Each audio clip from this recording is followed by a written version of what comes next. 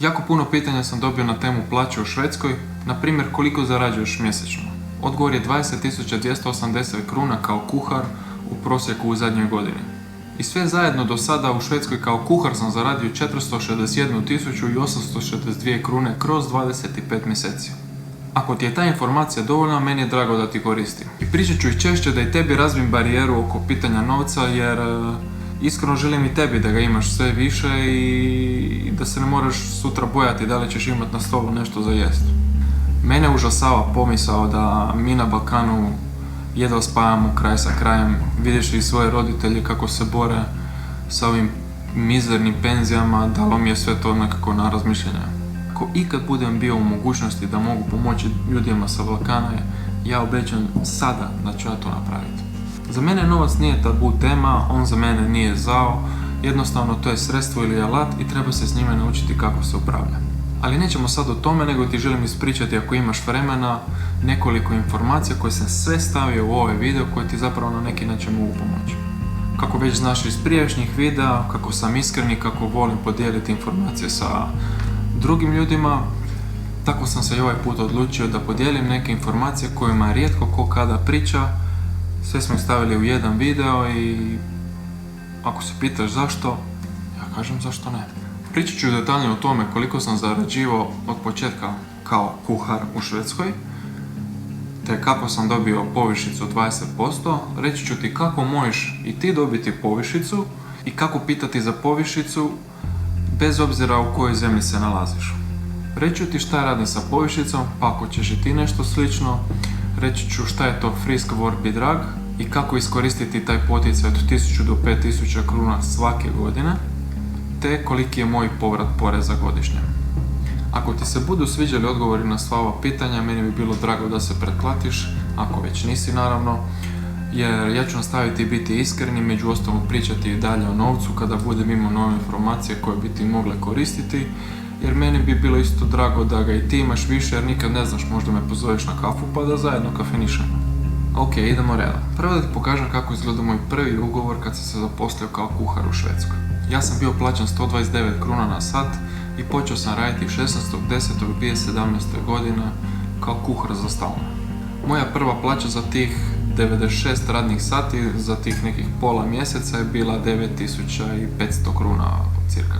Neću ti govoriti svaku plaću kroz tih 25 mjeseci, nego samo kod nekih ključnih trenutaka da ti pokažem kako to sve izgleda.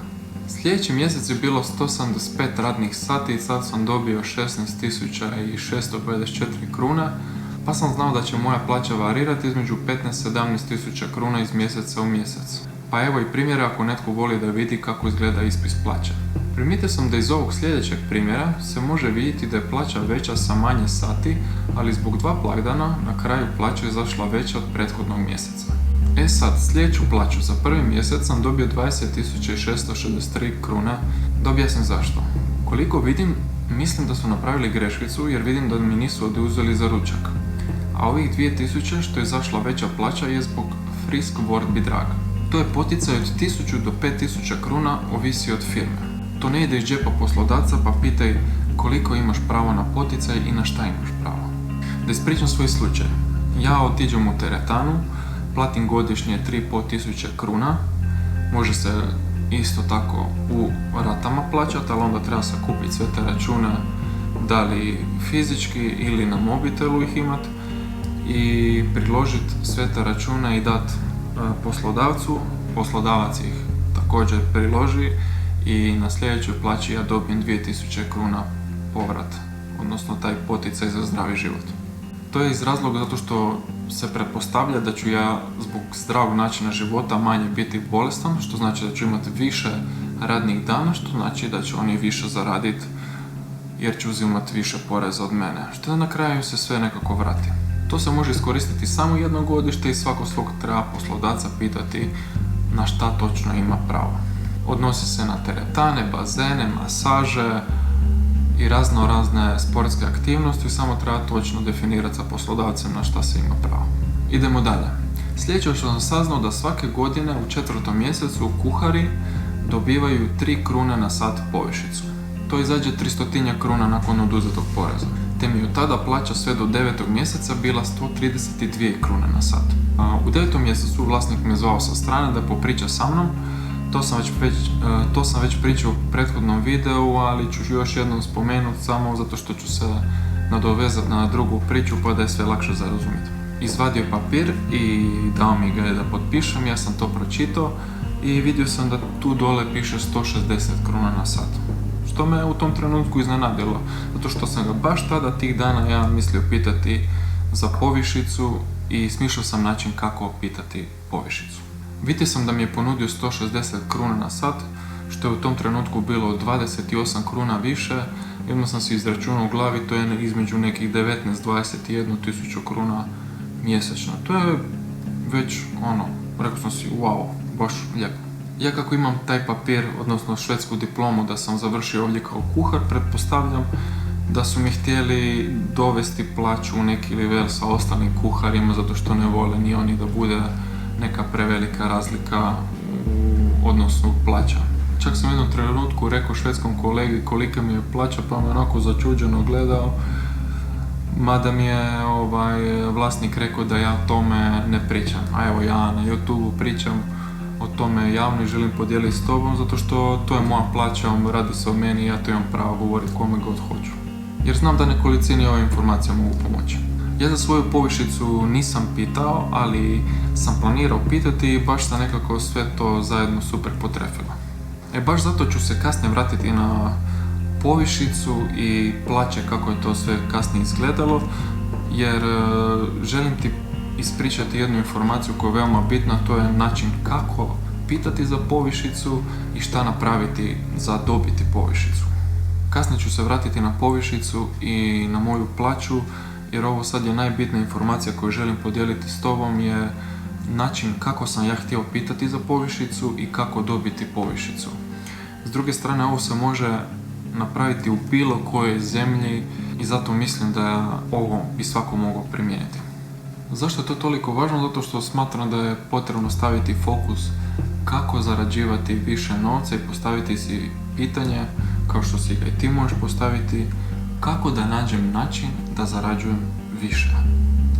A ne, na primjer, gledati kako da si uskratim ovo ili kako si ovo neću moći priuštiti, kako smanjiti troškove života, zato što većinom ću biti nezadovoljan i neću imati nikad dovoljno novca sa time na računu. Željeti više novca nije zlo niti sebično, nego to je moje pravo da živim bolji život, jer živimo u sistemu danas kakvom živimo i to treba prihvatiti. Tako da i ti imaš pravo željeti više novca bez da se osjećaš da novac kvari ljude, da je novac zlo i da je izvor svog zla. Novac je tu da nas testira da li dalje možemo biti humani ako ga imamo viška i kako sa njime postupamo. Ja jedva čekam trenutka da ga imam viška, da vam pokažem kako se to radi, ali da ne ispadne da samo nešto pričam, da baš pokažem kroz akciju kako to mislim napraviti. Ima dva načina kako zaraditi novac. Jedan od načina je da zarađujemo više novca kao zaposlenici, kao što sam i ja u današnje vrijeme, jer nas je većina takvih, a to je da zarađujemo više novca nego danas, ili da nađemo drugi izvor kako stvoriti više novca. Ja ću ti sada dati prijedlog kako na postojećem poslu zarađivati više novca, a o drugim izvorima kako doći do novca ćemo pričati drugom prilikom. Kao što znaš, moguće je čekati vlasnika firme da ti ponudi povišicu ili jurnuti u njegov ured i vikati dajem otkaz ili mi daj povišicu. U oba slučaja vjerojatnost je da ništa nećemo postići. Ali postoji i drugačiji pristup gdje bi mogli zaposlenik i poslodavac biti zadovoljni sa sljedećim prijedlogom na obostranu korist. Ovaj upit je potrebno preformulirati prema opisu posla i ovisno o kome se obraćaš. Najbolje bi bilo poslati e-mail, jer bi tako onda bilo službeno, gdje bi trebalo stajati sljedeće. Volio bi porazgovarati sa tobom o prijedlogu koji bi vam predložio ili o projektu na kojem radimo u zadnje vrijeme, te na kratko sjesti i razgovarati sa tobom. Kad ga sretnete, pitajte ga sljedeće. Kako mogu biti bolji radnik ili još bolje? Kako mogu biti za tebe najbolji radnik, jer osjećam da mogu dati više nego što radim sada? I samim time to bi značilo da mu govorite kako vi želite za njega pokazati da on može na kraju zaraditi više vašim radom. Slušaj pozorno šta ti poslodavac priča, ali držite se svojih namjera i onog što je vaš cilj ovim sastankom. Ako očekuje bolju prodaju, bolju komunikaciju ili izvedbu, točnost, šta god da traži, upitaj. Ako postignem ciljeve koje si mi predložio, volio bi razgovarati o tome da razmotriš povećanje moje plaće, ali pustimo sad to za kasnije, ajmo se prvo fokusirati na tvoj cilj. Vlasniku će se to svidjeti jer mu daješ do znanja da ti je stalo do rasta njegove firme, dok ostali samo dolaze i pojavljuju se na poslu, a ti mu daješ jasno do znanja da želiš biti bolji, odnosno najbolji u njegovoj firmi. Mislim, ko ne bi volio takvog zaposlenika? Mislim da i sam već sada vidiš kako ovako drugačiji pristup može upaliti. Te nakon toga poslati e-mail poslodavcu o čemu se sve razgovaralo, o eventualnom povećanju plaća ako se ispune ciljevi i kako ću se fokusirati na to da se ispune ciljevi. Zato što je potrebno da se službeno ima sve zapisano kako ne bi kasnije bilo da nismo razgovarali o tome. Realno vrijeme za postići ovaj cilj je između 6 i 12 mjeseci i svakih 2 tjedna bi bilo potrebno poslati e-mail kako se pomalo događaju neki rezultati i kako se ispunjavaju uvjeti za eventualno povećanje plaća. Recimo da se ispune uvjeti nakon nekog vremena, jer ako se ne ispune nema potrebe niti očekivati povećanje plaće, ali recimo da se ispune i sada treba se dogovoriti sastanak. Ovo bi trebao biti najbolji sastanak ikad. Ulazimo na sastanak, pokazujemo sve rezultate i kažemo ove rezultate sam postigao za tebe i ispunio sam sve uvjete koje si mi postavio i da li sad možemo razgovarati o povećanju moje plaće. I ovo sad neće zvučati iznenada zato što smo svakih 2 tjedna obavještavali našeg poslodavca o rezultatima koje smo postizali i o eventualnom povećanju plaća. Sad bi bilo dobro napraviti istraživanje da vidimo koliko bi mogli tražiti povišicu ili damo prijedlog da bi voljeli između 10 ili 15% povišicu ili između 15 i 20 pa da vidimo šta će poslodavac reći na to. U ovom slučaju nikako ne podcjenjivati svoj rad, nego zapravo tražiti koliko smatramo ili jednostavno pita poslodavca koliko on misli da sam zaslužio za povećanje plaća. Uglavnom, pitat kratko i jasno i prestat pričat, da vidimo šta će se desiti. Vjerojatnost je da ćemo na ovaj način pregovaranja doći do cilja kojeg želimo i pokazati koliko vrijedimo. Ako ovo uspijemo jednom, velika je vjerojatnost da ćemo ovo moći pokušati još nekoliko puta ako nam je cilj napredovati u toj firmi i doći na veću poziciju jer smo dokazali to svojim radom i akcijom, što je bitnije nego bilo kakvi papiri ili preporuke. Naravno, bit svega da uživamo u tome što radimo jer na taj način ćemo moći dati još više i više uživati u svemu tome. Ono što bi predložio da se napravi sa ekstra novcem je da se ubrza otplaćivanje minusa na tekućem računu ili otplaćivanje kredita ili kreditne kartice. Jer čim se to sve otplati, vjerujte mi, ona omča oko vrata se otpusti i lakše je disati samim tim. Nažalost, nismo učeni kako se upravlja novcem, pa nekad htjeli mi to ili ne se upadne u financijske probleme. Ja, na primjer, višeg našeg novca kojeg držimo zajedno, investiramo ili ulažemo kako bi stvorili još jedan izvor prihoda pored naših plaća. Dugoročni cilj je stvoriti si veće izvore prihoda nego što su naši životni troškovi, kako ne bi morali razmišljati o penziji, te da će se neko brinuti o nama. Jer ja znam da se mi možemo brinuti o nama sami do kraja života. U mojem rječniku riječ penzija ne postoji, ja definiram penziju kao obećanje države da će ispuniti neko obećanje, a ne ispunjuju i zato penzioneri danas jedva spajaju kraj s krajem. Nastavit ću još da ispričam o mojoj plaći i kako je to sve izgledalo nakon povišica. Kad sam potpisao novi ugovor od 160 kruna 1.9.2018. godine, već tad sam počeo razmišljati o tome kako naći način da prestanem raditi za drugoga. Jer nema tog novca na svijetu koji bi me usrećio da ja moram pritom raditi 5 puta tjedno za nekog drugoga i da moram biti minimum 40 sati nekome na raspolaganju. Zato sam počeo već tada razmišljati kako da nađem način da radim nešto svoje sa strašću i ono za što sam ja talentiran. U svemu tome povišica mi je super došlo zato što mi ubrzava cijeli sav taj proces. Nakon povišice moja prva plaća 25.10.2018. je bila oko 19.000 kruna. Ali da to sve skratim i zbrojem i da ti to samo na brzinu pokažem kroz brojeve.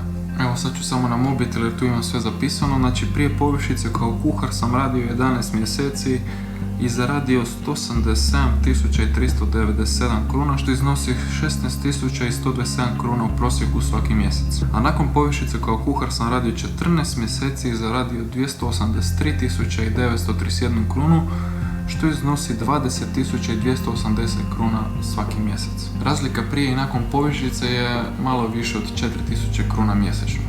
Zbrojivši sve do sada, zaradio sam u 25 mjeseci 461.862 krune kao kuhar u Švedskoj. Svake godine još dobijem 5.000 kruna povrat poreza u 5. mjesecu, ja mislim. A da budem iskren, ne znam ni kako se to točno računa. Iskreno se nadam da ti nešto od ovih informacija koristi i hvala ti što si pogledao još jedan naš video i vidimo se u sljedećem videu.